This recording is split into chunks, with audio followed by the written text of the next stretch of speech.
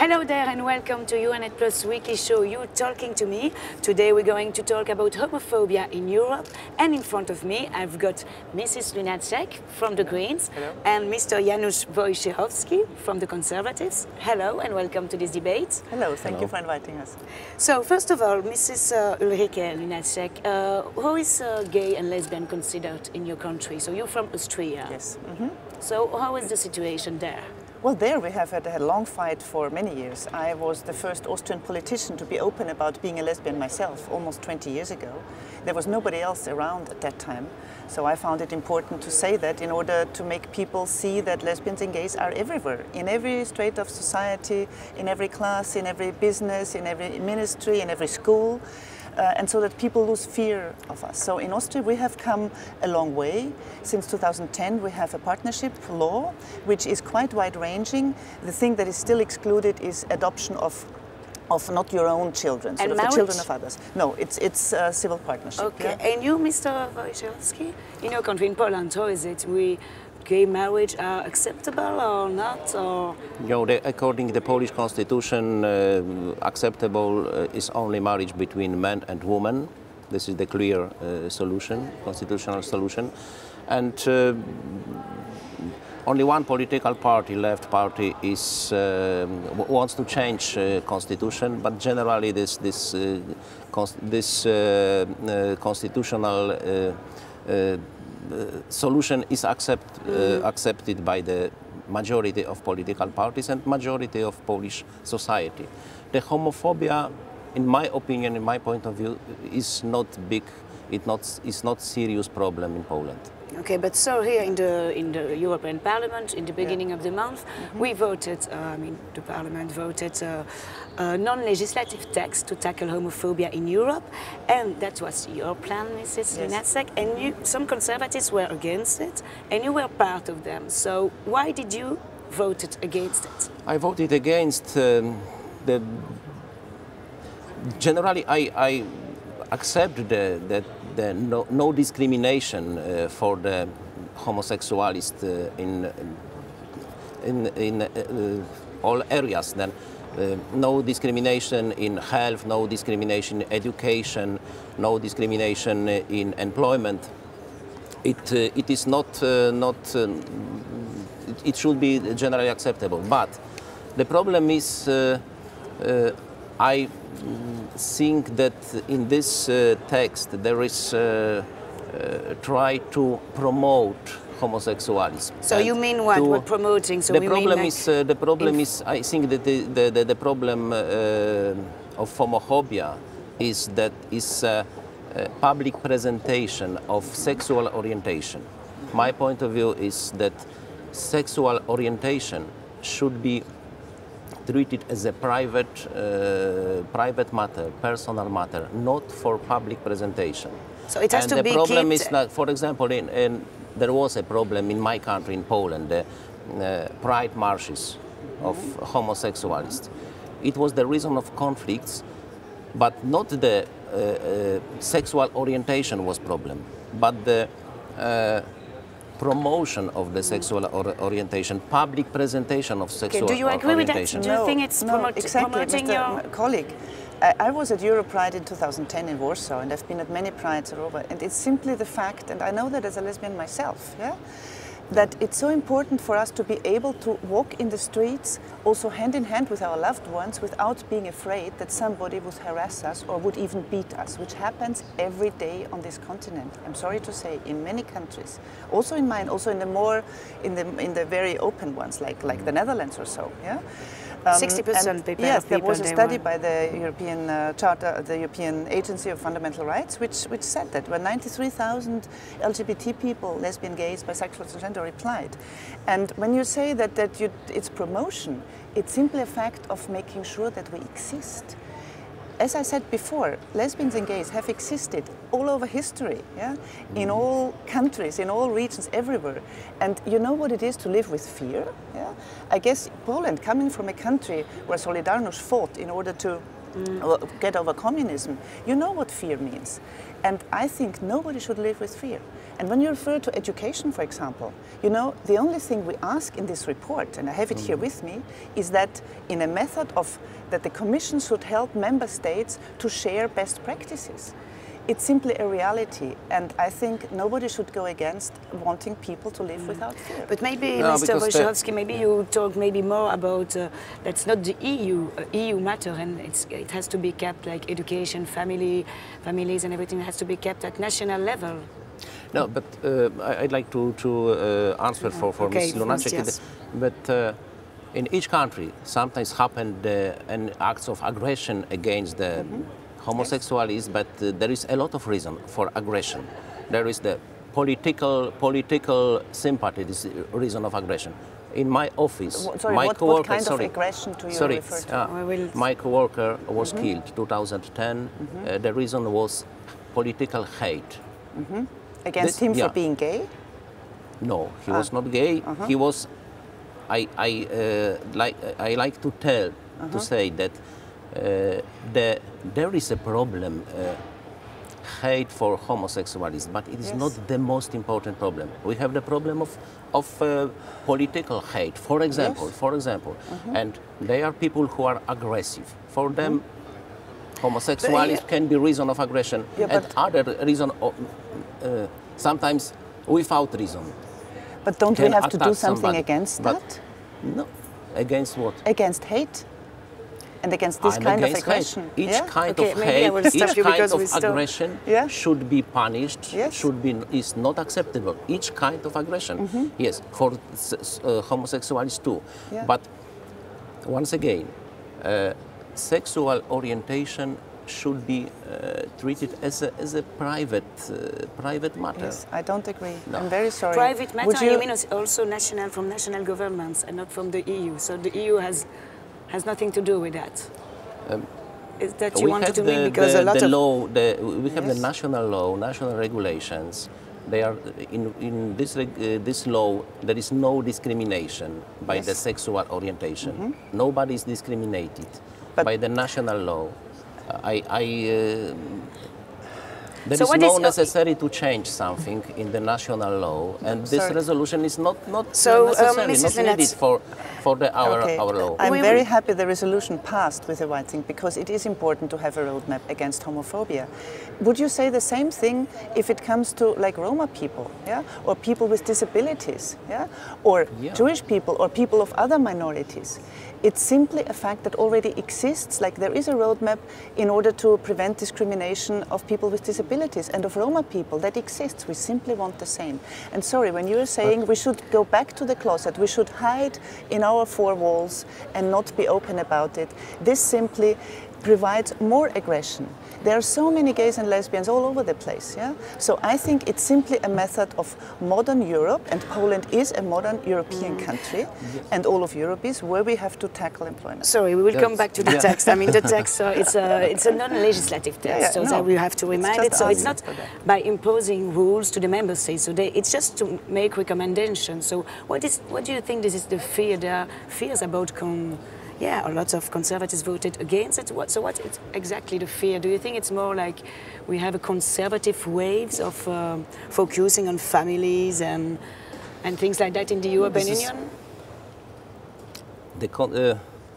I can answer on my behalf because I don't know what was the motivation other my colleagues. But my motivation is that each form of attacks, aggression against homosexuality is not acceptable, should be punished. We agree, we fully agree. But we have the present law. Nothing should be changed according to the law. This is the problem of the practice, of the reaction of the police, for example, for each act of aggression against homosexualism. But we don't need to change something in our law.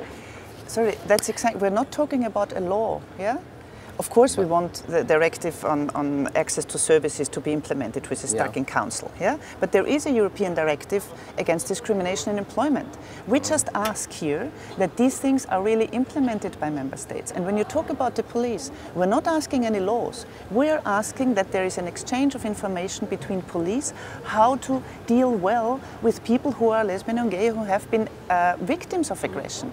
Because if a policeman or woman is not able to talk freely about the topic, how do you expect a gay man or a lesbian woman who has been hit in the streets to talk openly about the reason for it was because I was maybe kissing my partner in the streets? Yeah? So that's what we're asking here. It's not laws we're asking. But if we come back to it's not legislative anyway. This is acceptable. Yeah, I agree with you. Yeah, that's in our text. In this matter, but there is in the text, for example, to you want to accept the same-sex marriage in Poland, for example, marriage which was made in other countries. Yes. And it is not acceptable in Poland because we have our constitution, which is under European law, and it is not acceptable in We're not asking Poland to make same-sex marriage possible. We are just talking about one of the 4 fundamental rights in the European Union, the right of freedom of movement, which is beside capital and services and goods, freedom of movement of European citizens if there's a lesbian couple married in Spain and they want to live in Poland. Maybe one gets a job in Poland, or so both. It is not about they should have the same rights in Poland as they have in Spain. It's only for those citizens. It's not for Polish citizens. It's not asking Poland to change the law. It's just accepting freedom of movement, which Poland, of course, also subscribes. This is acceptable. But if you would move with your wife, if you're married, to, I don't know, some other country, and your marriage there wouldn't be accepted. You wouldn't be seen as husband and wife. You wouldn't like that, wouldn't you? So that's the same that's freedom of movement in the European Union.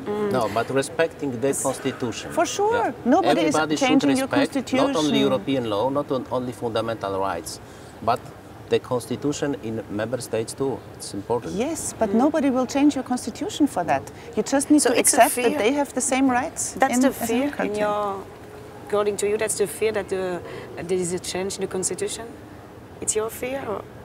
No, but I think that, once again, the homophobia is not acceptable. The discrimination of homosexuality is not acceptable. Okay. I like but that. I think the problem is treated as more important than in reality. This is my observation, and this is the pressure for the more rights for the homosexualists is not acceptable for me. So, Ms. Lunacek, so do you, because there are some French MEPs or conservatives that they changed their minds. So at the beginning they voted for it, and then they changed their mind.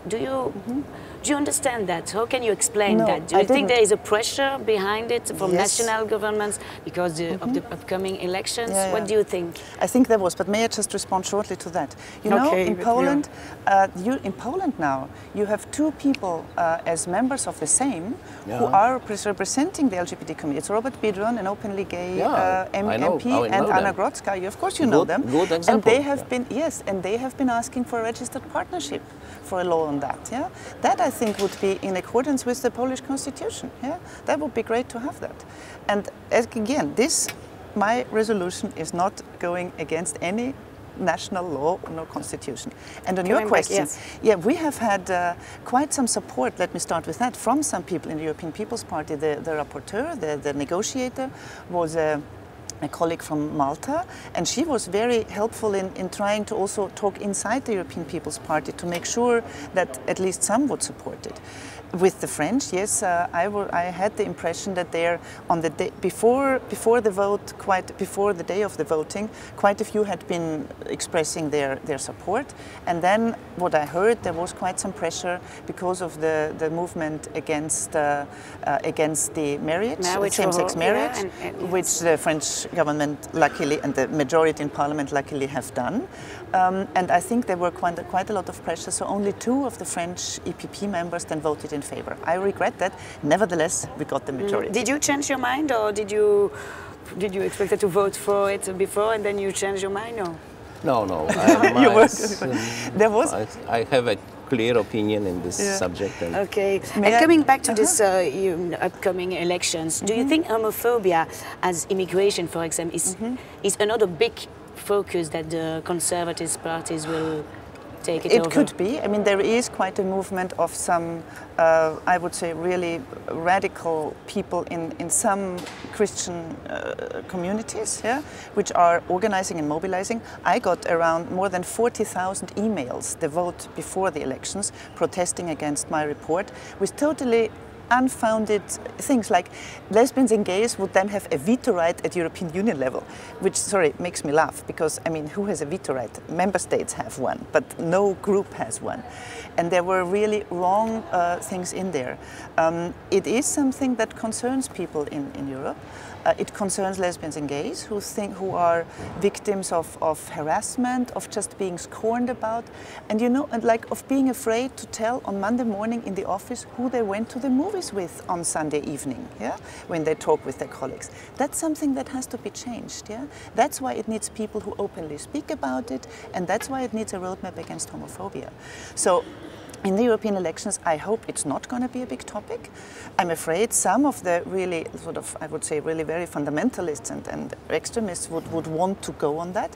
And nobody takes away anything from anybody. If there's like civil partnership, it doesn't hinder any heterosexual person to get married. It doesn't take away traditional family values. That's not it. We have to, what do you think? Do you think it's a big issue for the conservatives? For the Polish society during the election campaign, will be homophobia will be not big problem, not important problem. We have unfortunately many more important problem for the people now: unemployment, poverty, and etc. Sure.